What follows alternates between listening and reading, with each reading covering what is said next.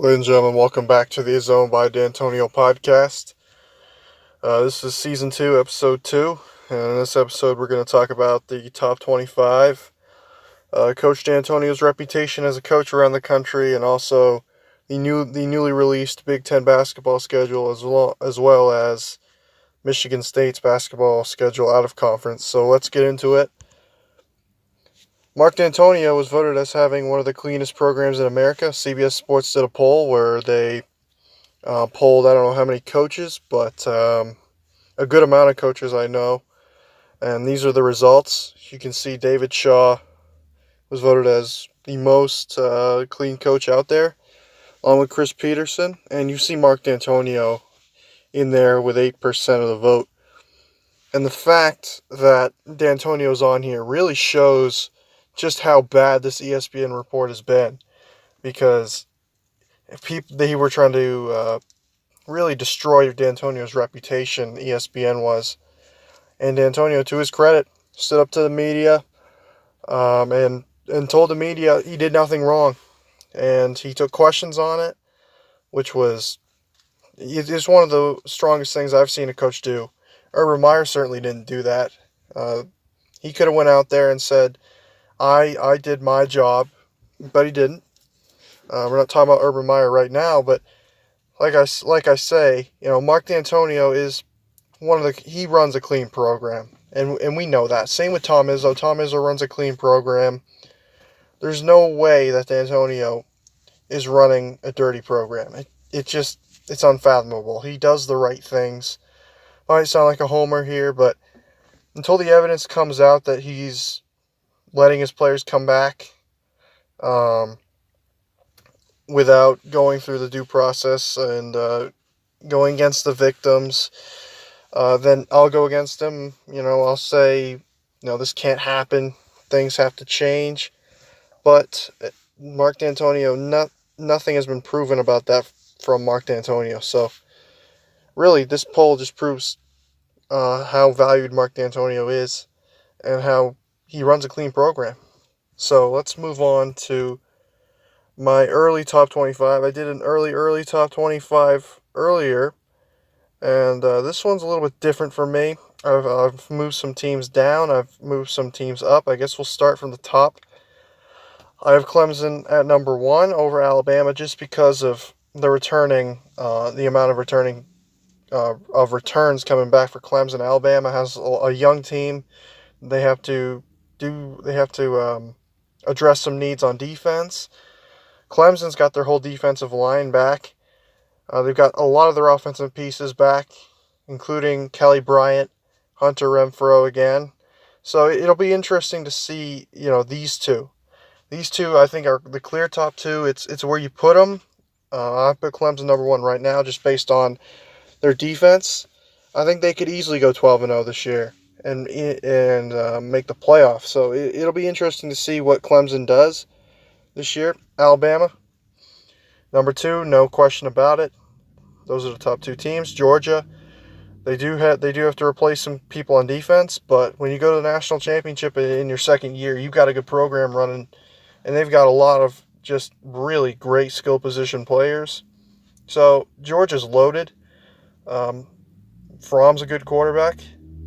Ohio State, I moved down 1 spot, I believe, from the last ranking, just because I believe that Ohio State is going to use, this Urban Meyer situation. I believe Urban Meyer will be suspended 2 games by Ohio State, which the findings come out later today. We'll talk about those on the Big 4 podcast. You could catch that later today. But Ohio State's just got so much talent. They've got 5-star recruits at a lot of positions, and they do a great job of really developing their players. I know they lose a lot of players. They're a very young team, but Ohio State, I think, could be better than last year, and they could be better than the past couple of years.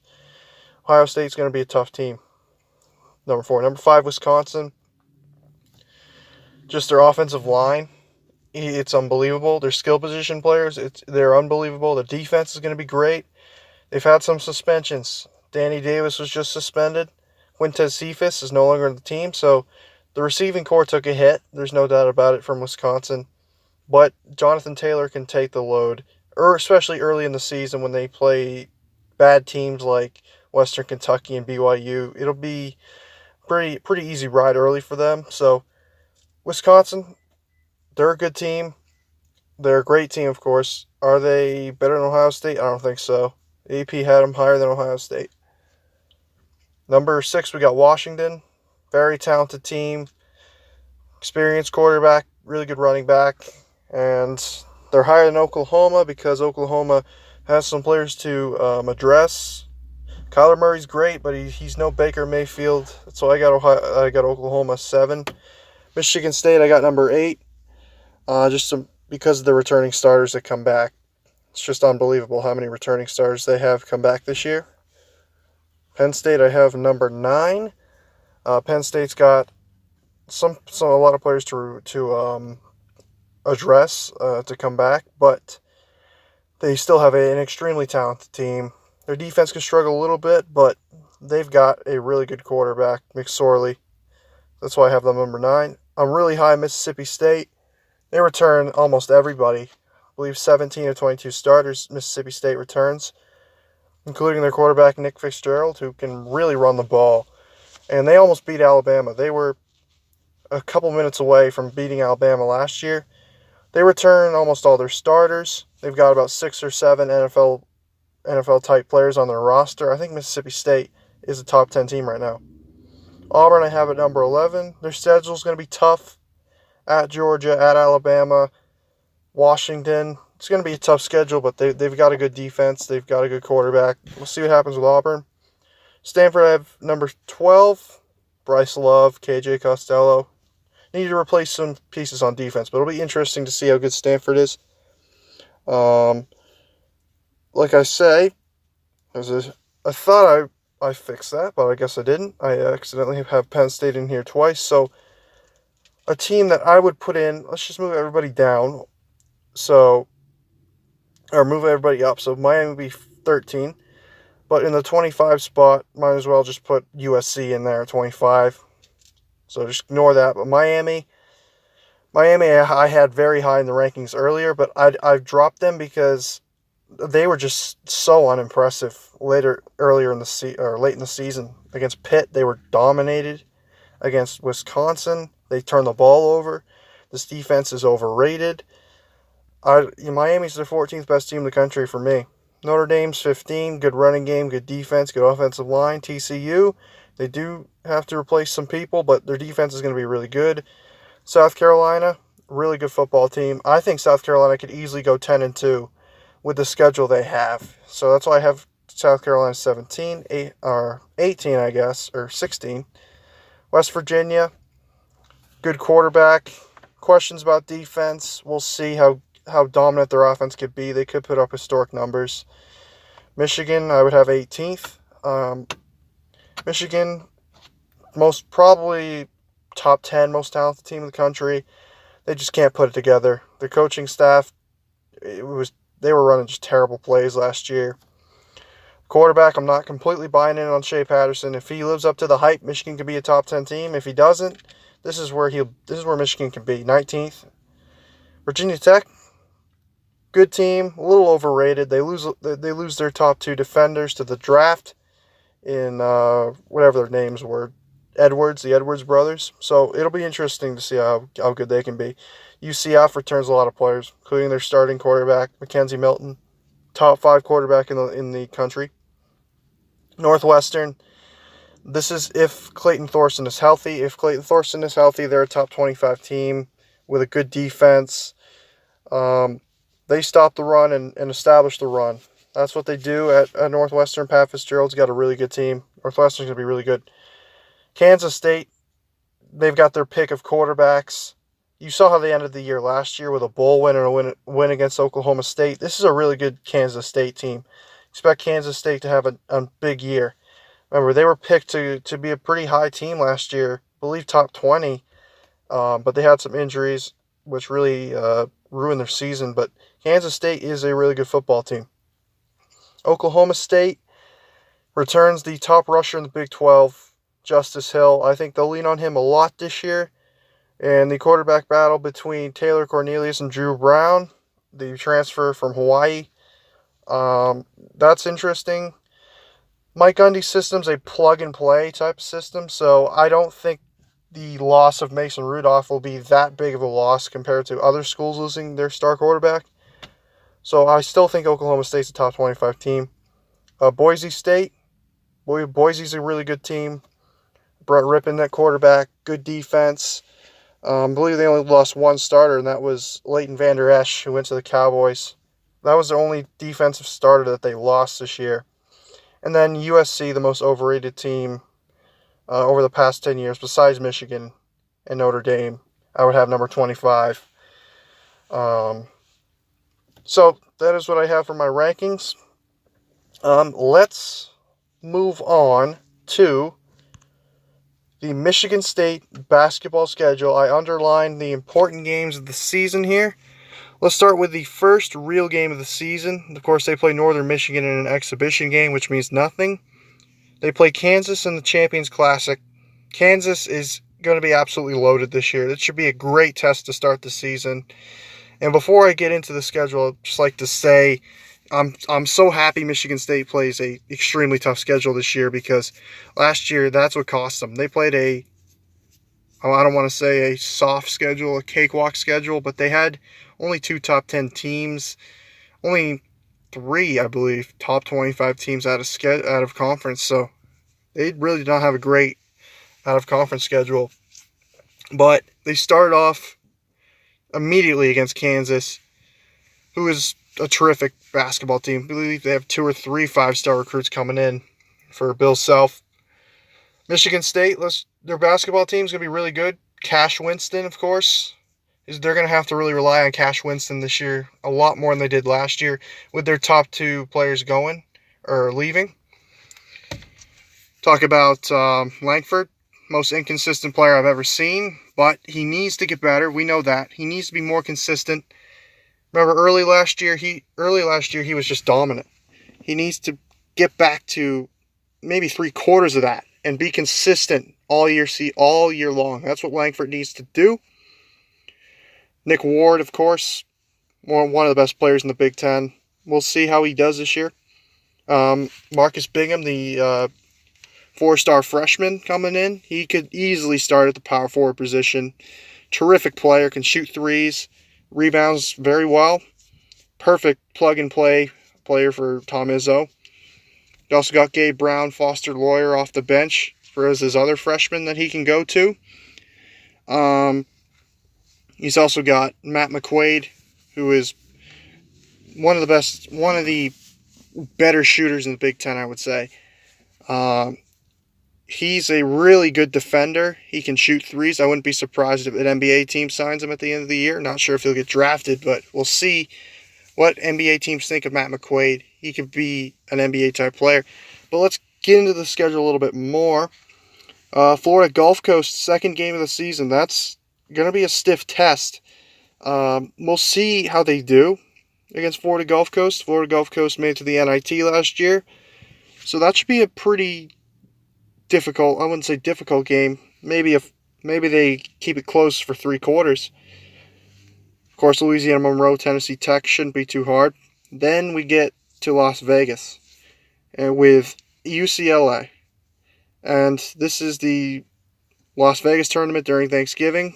So we have Michigan State versus UCLA, North Carolina and Texas. And the winner of the 2 games play each other. So it's going to be interesting.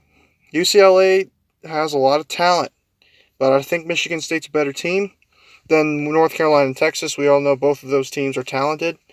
So those are 2 possible top 25 matchups early in the season. Plus, you had your Kansas top 25 matchup and a tough Florida Gulf Coast team. You can already see how tough this schedule is, which is really good. Then you got at Louisville. Now, Louisville is not going to be a good team this year. Let's be honest. They might suck bad this year. But it is on the road. So it'll be a decent test. We'll see how this team does on the road. Remember, last year they didn't play their first road game until the first conference game against Rutgers. So it's important that they play at Louisville to get those road minutes in, especially for the younger guys, so that they know what's coming in. You can see that early schedule coming in at Rutgers in Iowa for a conference. Then we got at Florida. I believe this was a game that was rescheduled. I can't remember why it was rescheduled from last year. I want to say it was because of Hurricane. What was the name of the hurricane? Whatever hurricane that hit Florida. But they were supposed to play at Florida last year. Maybe that wasn't the reason why. It probably wasn't the reason why. I can't remember the reason why they didn't play at Florida last year, but they were slated to play at Florida. That game was moved to this year, so they play at Florida. Oh, it was because of the change of the Big Ten schedule. Yeah, yes, that was the reason why they didn't play at Florida last year. But they've got Florida this year. Florida, a little bit younger than they were last year. We'll see how good they are, but it's still a tough road test. Green Bay, I underline Oakland because they're a rival, but they should beat Oakland pretty easily. And then you got just a gauntlet stretch. Northwestern's going to be a good team probably. At Ohio State, that's a tough game. Purdue at home, tough game. At Penn State, tough game. Nebraska, tough game. Maryland, tough game. At Iowa, again, tough game. And then at Purdue, tough game. That is a gauntlet stretch for Michigan State in the Big Ten. So we'll see how they do. I mean, every team in the Big Ten this year should be good, except for maybe Rutgers. But I expect Iowa to have a rebound season. Minnesota might not be very good, but they'll still be better than last year, I would say. Indiana's going to be really good. Illinois will have a better season than they did last year. Nebraska might take a step back, but they're still a really good basketball team. Penn State, good basketball team.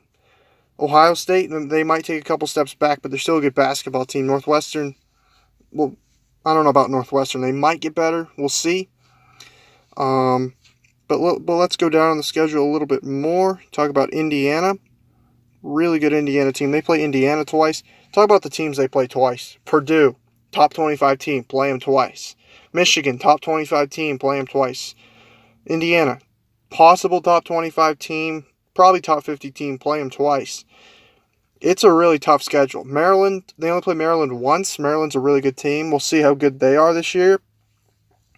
So, this schedule's tough, and that's a good thing. You want a tough schedule.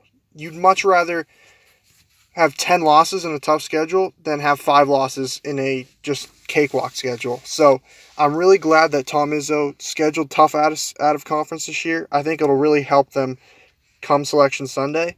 And this team, I do think, could be a 2 to a 4 seed type of team. Maybe even a 1 seed. We'll see. They might actually be better than last year. And that's just based off experience coming back. And the loss of Miles Bridges, I believe, could be a blessing in disguise. And I might talk about that later on next couple of weeks about Michigan basketball. But that is the Michigan State basketball schedule for this year. So it'll be a tough schedule, but I think it'll really help them going later on.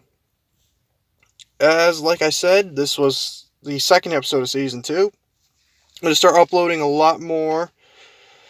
And here's my upload schedule. So every day before an MSU football game. So if the game, I believe the Utah State game is on either a Thursday or Friday. So if the game's on a Friday, I'll upload on a Thursday previewing the game. And then Mondays after the game. So that'll be interesting to see. We'll probably recap the game and talk about some other stuff, maybe some basketball. And then once football season is over, we'll move to Mondays and Fridays permanently until basketball season is over. Then we'll probably end Season 2 after that. So, thank you everybody for watching. Like I said, don't miss the Big Four podcast, and I will see you next time. Thank you for watching.